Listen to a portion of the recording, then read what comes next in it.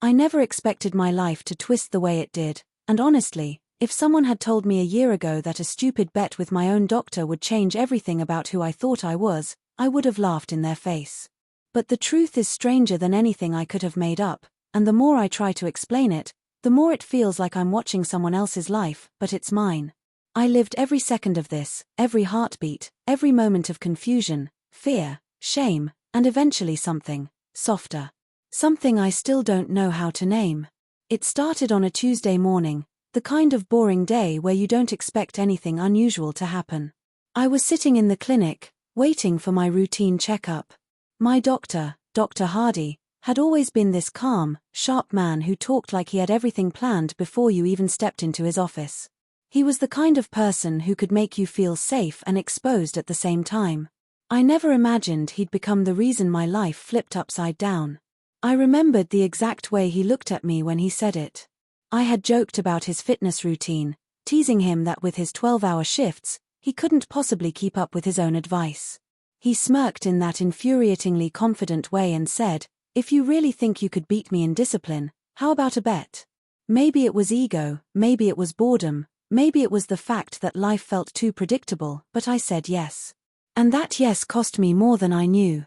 The bet was simple: stick to a strict diet and health plan for 60 days, no cheat meals, no skipping gym sessions, no excuses. If I broke it even once, I'd lose. And the loser, according to him, had to follow a medical experiment under professional supervision for 2 weeks.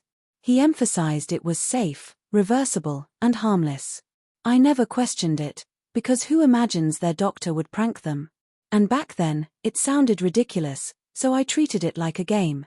But 60 days is longer than it sounds. At first I was confident. Then work got stressful. Then my sleep fell apart. Then one night, this is the part that still haunts me, I gave in and ate junk food at 2 a.m. A few fries. A milkshake. It didn't feel like much at the moment, but when I woke up the next morning, guilt hit me harder than the food did. And I'm the kind of person who can't lie to save my life. So at my checkup, when he asked how the diet was going, I confessed. He didn't scold me. He didn't laugh. He just smiled very quietly and said, "Well, a bet is a bet." At first I thought he was joking. But then he pulled out a thick folder, actual documents, medical forms, consent papers. I felt this weird chill down my spine. He explained the experiment was about temporary hormone modulation. A harmless adjustment, he said. A demonstration of how biology responds to controlled changes. 2 weeks. Completely reversible. Nothing to worry about. He sounded so calm, so scientific, that I convinced myself it was just an ego thing for him, a lesson he wanted me to learn. I signed the papers. I didn't want to be the guy who backed out of a harmless bet. And honestly, even though something inside me was uneasy, curiosity whispered louder. The first injection was painless. A sting, a wave of warmth, nothing dramatic. The first couple of days I felt normal, just a little tired. But by the 3rd day, something shifted. I woke up feeling like a stranger had borrowed my body. My emotions were sharper. My thoughts slower but deeper. My skin felt different under my own fingers, softer somehow. When I looked in the mirror, I couldn't point out what changed, but something did. My doctor told me to stay calm, that this was expected, that I shouldn't panic. But how do you stay calm when your own reflection starts looking like a version of you that you don't recognize? The changes weren't extreme at first. Just subtle, almost invisible unless you knew what to look for. The softness in my face, the gentler curve around my eyes. My voice didn't change drastically, but it lost some of its sharp edges, like it was smoothing out. And the strangest part was clothing. My shirts suddenly felt too structured, too stiff. It was such a small thing, but it made me uncomfortable in a way I couldn't logically explain. By the end of the first week, I felt things. Emotions I used to bury under jokes and sarcasm were suddenly right there at the surface. When someone spoke harshly to me, even by accident, it hit deeper. When someone smiled kindly, I felt warmth in a way I wasn't used to. I remember walking home, hearing music in a shop window, and almost tearing up for no reason. I laughed nervously about it later, But in the moment it felt like my heart didn't belong to me. Dr. Hardy kept telling me everything was normal. Temporary, don't worry, he said. You're not losing yourself. You're just experiencing a different balance. But temporary didn't feel like the right word when every morning brought another shift, something new, something delicate and confusing. The real twist, the moment everything snapped into something much bigger, came on day 11. I went in for my routine checkup, expecting the usual questions and small tests. But he looked tense. Not the confident, calm doctor I'd always seen this time. He looked like he was carrying a secret he didn't want to share. He hesitated before telling me. That's how I knew it was bad. There's a minor complication, he said quietly. That one sentence froze every thought in my head. He explained that the medication batch used on me had a stability issue. Not dangerous. Not harmful. But irreversible in the sense that my body had already adapted too quickly. My baseline hormone levels had shifted. Permanently. He kept talking, explaining biological pathways, receptor sensitization, irreversible adaptation, but I didn't hear half of it. The only thing that stuck was you can't go back to the way things were. I remember gripping the edges of the table because the room felt like it was spinning. I wasn't angry. I wasn't crying. I was numb, completely numb. A minute ago, I had a life I thought I could still return to, and now suddenly I didn't. I wasn't the same person, biologically or emotionally. My body had crossed a line I didn't even know existed. He apologized, sincerely. Not like a doctor covering his tracks, but like a human being who genuinely regretted something he couldn't undo. But apologies don't change reality. My reality had already shifted. The next days were a blur. Every sensation felt foreign. My movements, my reactions, even the way people looked at me. I found myself drawn to softer clothes not because I wanted to dress differently, but because my skin was suddenly too sensitive for rough textures. I didn't recognize my own instincts. I didn't recognize the way I breathed, or how my heartbeat sounded when I lay in bed. It wasn't just my body transforming. It was my identity being rewritten in real time. And I felt like I was losing a war I never asked to fight. People around me noticed. Not the biological changes, those were still subtle, but the way I spoke, the calmness in my voice, the way I stood, the way I hesitated before replying. I tried to hide it, but how long can you hide something that's inside your bones? The scariest part wasn't the physical shift. It was the emotional one. Because somewhere deep inside, in the quiet moments, I felt something I couldn't explain, a strange, fragile sense of truth, like a part of me had been waiting for something I never allowed myself to see. But how could I accept something that came from a mistake? From a bet? From a doctor's accident? I didn't want to think about it, but every reflection, every hesitant smile, every softened thought pushed me into places I had tried to avoid all my life. That was when the real story began, not the transformation of my body, but the unraveling of my identity. And the person I was becoming wasn't the person I thought I'd be. I remember the first time I tried to tell someone. Not about the bet, not about the injections, but about how different I felt inside. I chose my best friend, the person who had always known me as steady, unshakable, the guy who laughed off everything and never let emotions leak. I thought maybe hearing it out loud would make it less frightening. Maybe someone else could anchor me back to normal. I invited her over one evening, sitting in my apartment with the lights low, the weight of anticipation pressing down like a storm I couldn't control. I started cautiously, speaking in fragments at first, feeling my own voice betray me with its new softness. Something happened. I'm not the same anymore. She stared, waiting, patient, curious, but I could see the confusion in her eyes. And then I said it, the part one could barely admit to myself, that the hormones, the injections, they weren't reversible. They had changed me, permanently. She didn't laugh. She didn't judge. She just reached out, took my hand, and said, "I'm here. We'll figure this out." I wanted to believe her, but the truth was, her reassurance didn't erase the terror of looking at my own reflection every morning. My face had softened further. My jawline was subtler. My chest had started to shift in ways I couldn't ignore. My body, My body was becoming something that was biologically female, and there was no roadmap back. Work became a minefield. I tried to hide it, tried to cling to my old routines, but small things betrayed me. I found myself avoiding certain tasks because my strength felt different. My posture had changed. I noticed the way colleagues, especially men, started giving me space. Not disrespect, not exactly kindness, but a hesitation, a pause that made me hyper-aware of the subtle signals my body was sending. Clothing became a battlefield of its own. Button-down shirts felt harsh, collars too tight against my neck. Soft sweaters suddenly seemed more comfortable, almost instinctively appealing.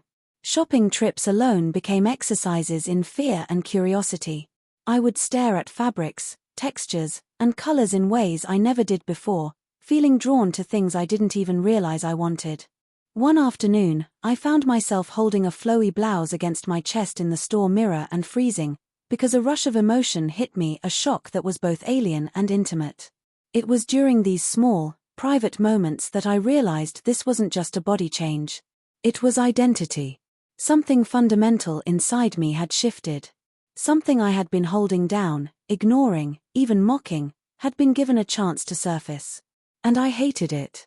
I wanted to scream at myself for feeling this way, for letting a bet and an accident undo the life I thought I controlled. The social implications weighed on me as much as the physical ones. Friends noticed. Some asked questions I couldn't answer. Some noticed differences in my voice or mannerisms and teased lightly, not maliciously, but teasing that made me shrink back. I started avoiding social events, hiding behind excuses, afraid that a misplaced glance would reveal something I wasn't ready to confront even in my own mind. Every day, the changes became more pronounced. My hips widened subtly, my shoulders softened, and I felt a strange awareness in my chest I couldn't ignore. My skin became silkier, my hair seemed to fall differently, framing my face in ways that accentuated the new curves. I started to move differently, unconsciously, with smaller, gentler steps. My voice betrayed me constantly, slipping into tonalities I didn't recognize. The emotional shifts were more profound. I laughed differently, cried more easily, even felt joy and fear with a clarity I had never experienced. Panic attacks replaced frustration. Intense empathy replaced casual disregard. And in the quiet hours of the night, staring at my reflection, I began to realize that the person I saw in the mirror was not just biologically different. She was me, or at least a version of me that had always been waiting. One day, I broke down completely. Alone in my apartment, staring at the reflection in my bathroom mirror, I couldn't even recognize myself. Tears ran down my cheeks, but they weren't just tears of fear. They were tears of mourning for the life I lost, and at the same time, a strange grieving for the parts of me I had never allowed to exist. It was exhausting, terrifying, and painfully beautiful all at once. I thought about reversing it. I thought about screaming at Dr. Hardy, threatening legal action, pleading for some kind of treatment to undo this. But deep down, even in that panic, I knew it wasn't possible. My body had adapted. My mind had shifted. My identity was no longer purely what it had been. And part of me didn't want it to go back. The first time I embraced that thought was almost accidental. I was trying on clothes in a small boutique, running my fingers over fabrics that once would have seemed frivolous, unnecessary. I held a soft, flowing dress up to myself, expecting to recoil in horror. But I didn't. Instead, I felt comfortable, safe, even curious. That fleeting comfort terrified me more than the injections ever could. It wasn't long before I began experimenting. Not in secret, not for fun, but as a way to understand myself. Skirts, blouses, delicate fabrics, jewelry, it wasn't about attracting anyone. It was about discovering who I was becoming. And as days turned into weeks, I realized that this version of me, the one my body and mind had been forced into, had a freedom I had never experienced. A clarity I didn't know existed. And a vulnerability that was terrifying and exhilarating at the same time. Dr. Hardy became a quiet presence in my life, the man responsible for this irreversible change. I visited him often, not for medical reasons, but because I needed someone to talk to who understood the science behind what had happened. We spoke about hormones, identity, adaptation, biology, but more importantly, he listened without judgment to the emotional chaos I was experiencing. And slowly, I began to see him not just as the doctor who caused this, but as someone who had inadvertently opened a door I had been afraid to approach myself. Months passed. The physical changes stabilized. My body fully adapted to the new hormonal balance. Breasts grew subtly but unmistakably. My face softened completely. Hips widened. My energy rhythms changed. My sleep cycles shifted. I laughed differently, thought differently, even experienced time differently. Friends noticed. Family noticed. And I noticed myself noticing every reaction, every glance, every movement in ways I never had. The scariest day was the one when I looked in the mirror and realized I no longer felt any urge to reverse it. I was still terrified, yes, terrified of what the world might think, terrified of losing friendships, terrified of the subtle judgments, but that underlying dread that had consumed me at first was gone. In its place was an unfamiliar peace. Acceptance. Or maybe curiosity. Something like it. I started to introduce myself to the world differently. Small changes at first, a softer voice on phone calls, more attention to hair and clothing, careful gestures, but gradually, I allowed myself to explore the identity that had emerged. The woman I saw in the mirror was undeniably me. Not a version I had chosen, not a version I had expected, but a version that existed authentically. And now, looking back, I understand that the bet, the injections, the irreversible hormones, they weren't just accidents. They were catalysts. For fear, yes. For confusion, yes. For pain, absolutely. But also for truth. For discovery. For a chance to face myself in ways I never had. I lost a bet to my doctor, and in doing so, I lost my old life. But I also found something entirely unexpected, a self I never knew I could be. A voice, a body, emotions, instincts, and thoughts that belong fully to me now. And though the path here was terrifying, exhausting, and utterly chaotic, I wouldn't undo it. Because in the chaos, I found clarity. In the fear, I found courage. In the irreversible change, I found me. So, yes, I lost a bet. And yes, my hormones are permanently reversed. And yes, my life has been turned upside down. But for the first time, I feel fully, painfully, beautifully alive, and I'm learning to walk in the body, mind, and identity that I never would have discovered without losing everything I thought I controlled. And somehow, against every instinct, against every fear, I feel free.